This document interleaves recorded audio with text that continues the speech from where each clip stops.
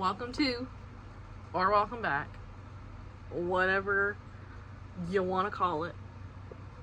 I'm coming with another recent reads, mostly because I finished 3 and I'm really struggling through number 4, and I could not morally let any more time pass because the last recent reads, which I uploaded on the day that I'm filming this, I think I let it sit for like a month before I even posted it because I was convinced I was going to read something else. I didn't. So now that I've shamed myself, let's get on with it. And I also did read part of that, and not read it. Well, I watched it. I guess I read it too. Whatever this does. And I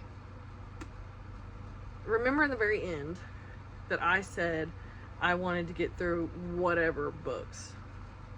I didn't. So we're just gonna start there. I didn't. Also, this cute shelf, I just hung it up. I wanted to include it, but I couldn't get the camera at the right angle. So this is all we got. This does have some of the books though that I wanted to read that I didn't. So they made an appearance. That's the best I can do. I don't remember the ratings that I gave some of these books. But I'm just going to go ahead and jump into it because the last video I edited was like 20 minutes long and I don't have that in me again. If I'm being real. Plus I don't have enough books to talk about to make it 20 minutes. So, but I got to do something. Because last time I did this, I went 2 years and didn't post a video. So the last book that I read where I left off on the video that I posted today, and if you follow my Goodreads, you know these dates are like not accurate to the videos that I'm posting because I can't get my life together. But it'll be on the screen. It was Five Brothers by Penelope Douglas. This was my first Penelope Douglas, and I know that I roasted the last smut that I read. Okay, I know that was in the last video. I think my biggest complaint here, because I knew what I was going into, my biggest complaint here is that the girl is so young, and it's so obvious that she's so young, like she's so childlike in this book. That's the biggest complaint I have, and some things felt kind of insta-lovey. I mean, as they should have, maybe. I don't really have a comment on that, because I mean, the title was Five Brothers. What could I have expected different? Right. So I knew what I needed, but I needed something to, you know what I'm saying? I needed that. And it did exactly what I needed it to do. Was it great? No, because it was kind of childlike. I think I gave it 3 stars. I really do. I think I gave it like 3 or 3.5. I'd never read a Penelope Douglas, so nothing stood out to me. Did I kind of think that I knew who she was going to end up with before the end of the book? 100%. I think by the halfway point, it was also longer than I thought it would be, but by the halfway point, I was like, I know which brother she's picking. And I personally supported. I don't know how to summarize that book, but I'm gonna try. So, God, what was her name? I don't remember her name, but anyway, homegirl is with one of the brothers. I think his name was Trace. I feel like it was Trace. She's with one for a little fling, if you will, that lasts for a little bit. The whole family knows about this fling. The entire family knows about it. And her best friend is dating the sister to these 5 brothers. So there's them. And that's how she gets entangled with these 5 brothers. And it's one of those, like, different sides of the tracks, like, stories, you know, that typical shit. Like, we don't have to delve into that. Anyway, but she was raised on the richer side of town, and she's going through some things. And so she's hanging out with the boys over here, and she kind of tests out all of them. I'm not gonna lie, I don't know how to word that where it's a little safer, but we dumped Trace. We dumped him. He kind of deserved it. We test out another one. Then we're kind of flirting with another one. But I was voting for the end guy the whole time. I was voting for him the whole time. Matter of fact, we could have forgot all of the other ones and kept him, personally. He did it better. I mean, obviously, that's why she chose him. But it was entertaining. I had a good time. I got this on Libby as an ebook on my phone, and I'm not an ebook girly, but I needed something to pull me out of that rut, and because I was in a little bit of a, reading slump moment, and it did what I needed it to do. So 3 stars. Obviously, it's not overly memorable, but it did its job. So there's that. And then I'm not going to put this in the order that I read them. I'm going to do like lowest to highest, I think. Well, there was 2 low ones, but they're not like terrible. And I peeped this in the beginning of the book because I had this in my hand and I didn't know what to do with my hands. So anyway, the next book, I also think I gave this 3 stars or 3.5, but I do have a copy of it, and it is The Only Good Indians by Stephen Graham Jones. This is the first Stephen Graham Jones I've ever read. And the back of this book says, oh, that's one whole sentence. I guess I have to read the whole sentence. A tale of revenge, cultural identity, and the cost of breaking from tradition in this latest novel from the Jordan Peele of horror literature, Stephen Graham Jones. I kind of agree with the Jordan Peele thing, because I don't think I've seen his most recent ones, but I've seen some of his horror movies, and they do remind me of that vibe. That it did give me that vibe. This is about four friends. They were friends all through their childhood. They're grown now. 2 of them moved away. But before they moved away, before they separated and went on with their adult lives,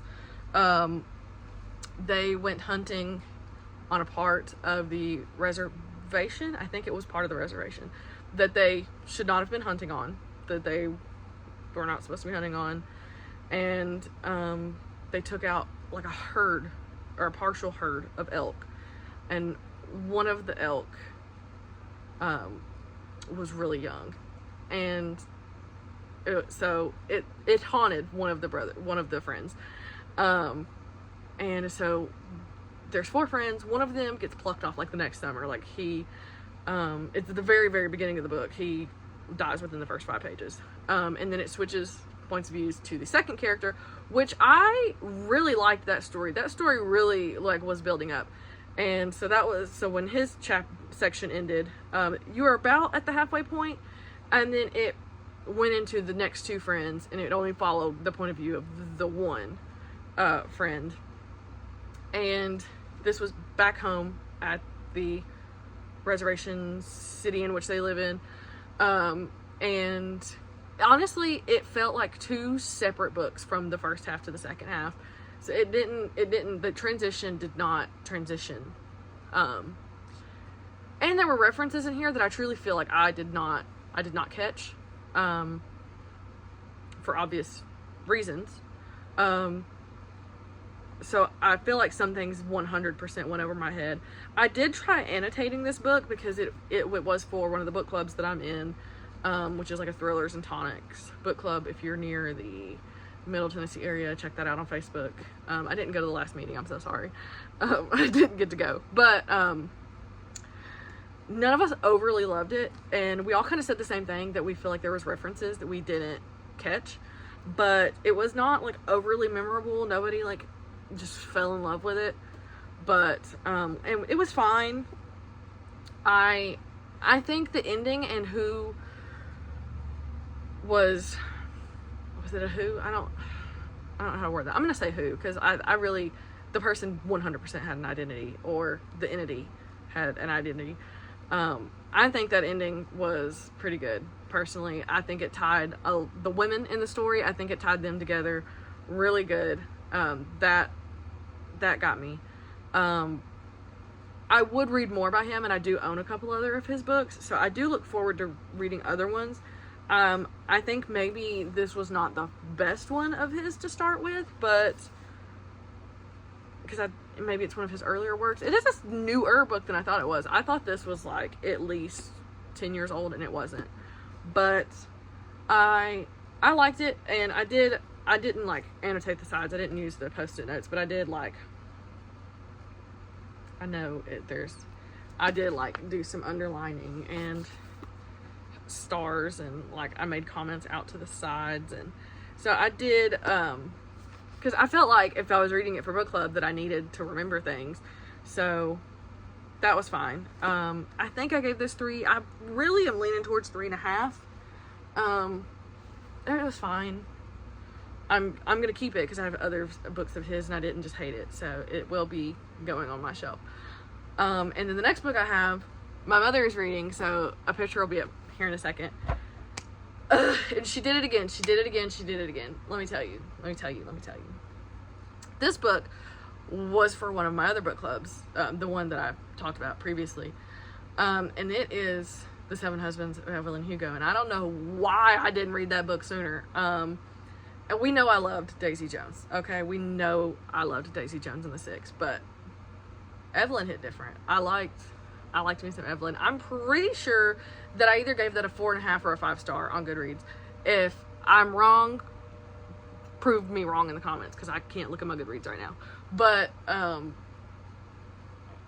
I liked that. That was good. There is a picture on my Instagram of me poolside reading that book, and it did in fact ruin my life, because I have not finished a single thing since I read that book. Well, I finished it and then I had to finish this one, but like it was so close together. Nothing has compared for me. I was mid annotating it and my mom stole it and had to read it for book club before we met last month, and I need it back so I can finish annotating it. But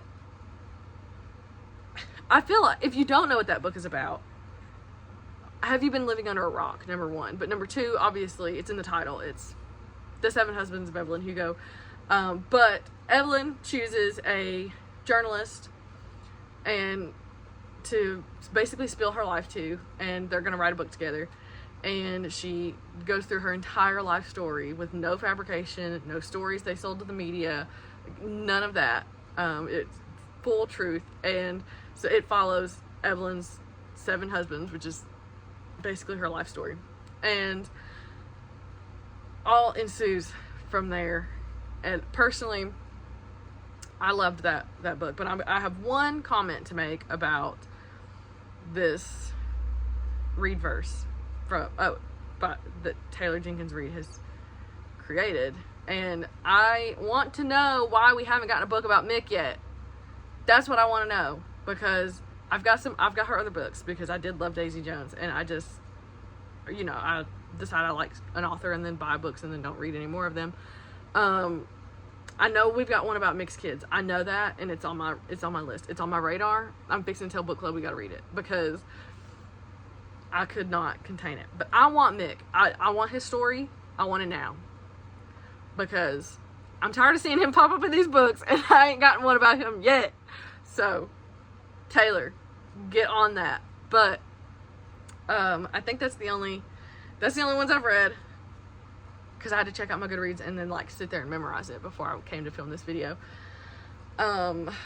We're currently reading, because I'm going to transition into that, The One by John Mars for this month, and I am maybe 100 pages in. If I'm being brutally honest, I'm maybe 100 pages in, and it's not terrible. But number 1, I'm not gonna have that finished by the time that we meet on Sunday for book club, because this is Wednesday afternoon, evening, night. Afternoon was not even an option. I don't know why I said that. Because I've not found anything that has compared to Evelyn. And I don't know how to move forward, and I have 2 books I have to get read in like 3 weeks, and I don't know how I'm gonna do that. So there's that. So I'm gonna go get on that, and I'll see you next time in another video, and maybe I will have gotten those books and maybe some of the ones that I talked about last time finished, since I didn't do that either. So